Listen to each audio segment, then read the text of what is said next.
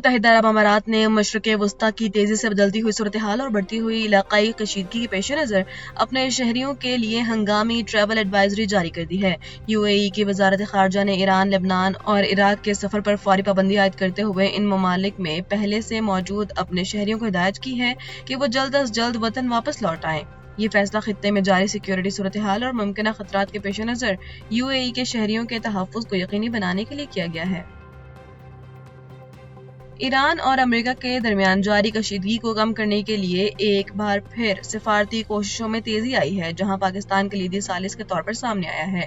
ایرانی سرکاری میڈیا ارنا کے مطابق ایران نے مذاکرات کے لیے اپنی نئی تجاویز پاکستانی ثالثوں کے ذریعے امریکہ کو بھیج دی ہیں۔ ترجمان ایرانی وزارت خارجہ اسماعیل بقائی نے تصدیق کی ہے کہ اگرچہ کئی ممالک اس معاملے میں مدد کے خواہاں ہیں، تاہم باضابطہ طور پر پاکستان ہی ثالث کا کردار ادا کر رہا ہے۔ ایران نے جنگ کے خاتمے، دوبارہ حملہ نہ کرنے کی ضمانت اور سمندری ناکہ بندی کو ختم کرنے کی شرط رکھی ہے۔ ناکہ بندی ختم ہونے کی صورت میں ایران اپنا ہرمز کھولنے اور اس کے بعد جوہری پروگرام پر بات چیت کے لیے تیار ہے۔ ایران نے امریکی حملے کو دفاعی اقدام قرار دینے کا دعویٰ مسترد کرتے ہوئے اسے کھلی جارحیت قرار دے دیا ہے۔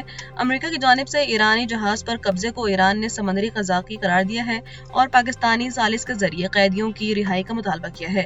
ایران نے واضح کیا ہے کہ روس کے ساتھ اس کا اسٹریٹجک معاہدہ سیکیورٹی اور معاشی شعبوں میں وسیع تعاون کی بنیاد ہے۔ امریکی محکمہ دفاع پینٹاگون نے مصنوعی ذہانت کے میدان میں ایک بڑی پیش رفت کرتے ہوئے دنیا کے 7 معروف اے آئی کمپنیوں کے ساتھ اہم معاہدوں پر دستخط کر دیے ہیں۔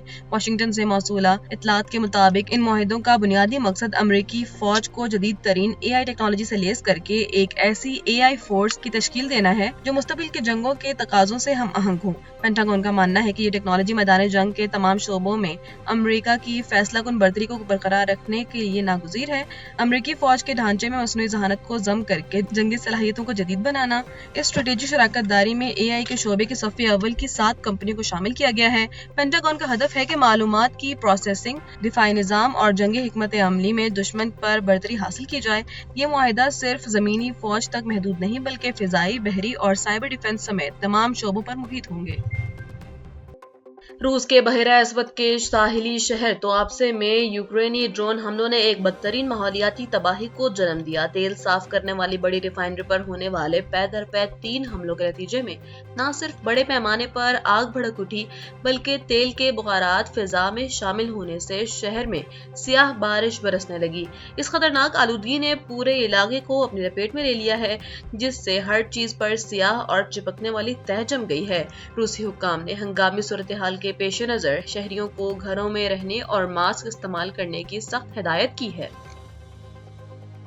مقبوضہ بیت المقدس میں اسرائیلی انتہا پسندوں کی جانب سے مسیحی برادری بالخصوص مذہبی رہنماؤں اور خواتین پر تشدد کے واقعات میں تشویشناک اضافہ دیکھا جا رہا ہے۔ تازہ ترین واقعے میں ایک اسرائیلی شدت پسند نے فرانسیسی نژاد مسیحی راہبہ کو سرعام تشدد کا نشانہ بنایا، اسے دھکا دے کر زمین پر گرایا اور لاتیں ماری۔ اسرائیلی پولیس نے حملے کی وجہ نسلی نفرت قرار دیتے ہوئے ملزم کی گرفتاری کا دعویٰ کیا ہے۔ دوسری جانب اسرائیل نے بیت لحم میں مقیم مسیحی شہریوں کی نقل و حرکت پر پابندیاں مزید سخت کر دی ہیں، جس سے مذہبی آزادیوں کے حوالے سے عالمی سطح پر تشویش کی لہر دوڑ گئی ہے۔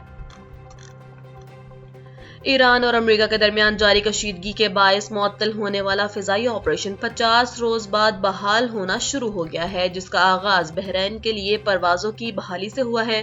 ایوی ایشن ذرائع کے مطابق خلیجی ایئر لائنز کی پرواز JF751 کراچی سے محدود مسافروں کو لے کر بحرین روانہ ہو گئی ہے، جو کہ طویل معطلی کے بعد اس روٹ پر پہلی پرواز ہے۔ اس پیش رفت سے خلیجی ممالک کے سفر میں حائل رکاوٹیں دور ہونے کی امید پیدا ہوئی ہے، کیونکہ بحرین ایئرپورٹ پر فلائٹ آپریشن تیزی سے معمول پر آ رہا ہے اور وہاں روزانہ پروازوں کی تعداد 82 سے تجاوز کر چکی ہے۔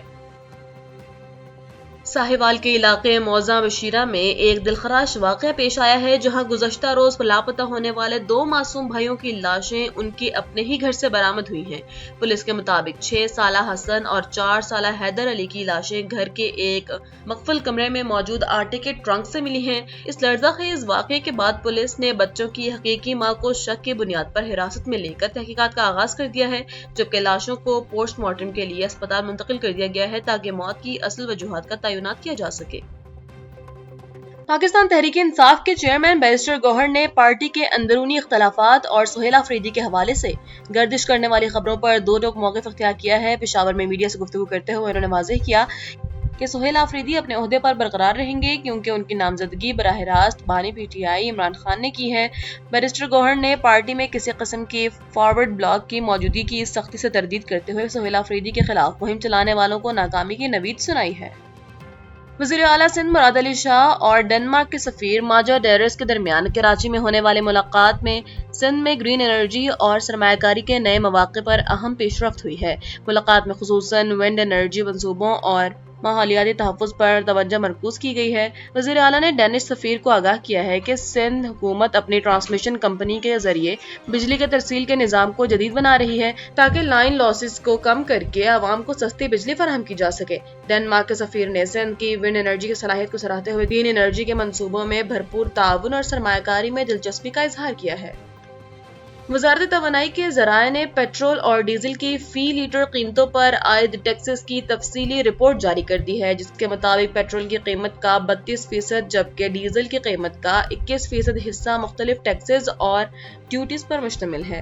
پیٹرول پر مجموعی طور پر تقریباً 130 روپے اور ڈیزل پر 83 روپے کے ٹیکسز وصول کیے جا رہے ہیں، جس میں کسٹم ڈیوٹی لیوی اور کلائمیٹ سپورٹ لیوی شامل ہے۔